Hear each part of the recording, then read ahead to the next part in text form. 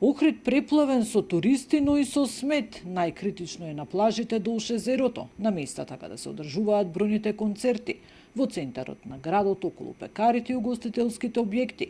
Од јавното претпријатие Охридски комуналец посочуваат дека 24 часа се на терен, со сите човечки и технички ресурси за одржување на јавната чистота и дневно собираат околу 600 метри кубни отпад. За овој период нормално вложуваме поголеми напори за справување со комуналниот отпад, за собирање на отпадот, за третирање на улиците, бидејќи популацијата е огромна и количината на отпад кој се состава е голема. Значи дневно собираме околу 600 метри кубни непресовен комунален отпад, дека се наоѓаме во на туристичката сезона, најпосетени се охридските плажи, значи најпосетени се местата каде што се одржуваат концертите, различни манифестации, презентации, односно имаме голем притисок во централното градско подрачје, значи буквално 24 часа, значи немаме прекин во нашите активности, немаме работно време, да кажеме ограничено работно време, односно присутни сме на терен буквално 24 часа.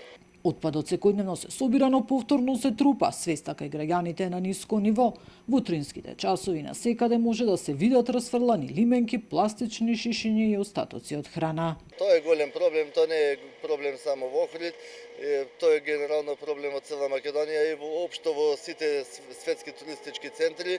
Значи наоѓаме расфрлен комунален отпад, поготово околу пекарите, делот на туристичко-угостителскиот сектор, каде што се сместени, односно централното градско подрачје и плажите. Значи културата е на, да кажем, на пониско ниво, односно проблеми ни прави таа млада популација, значи после во доцните и утринските часови. Охридски комуналец располага со специјални возила за собирање отпад и голем број дежурни екипи, бидејќи условите се вонредни и огромен е притисокот врз градот.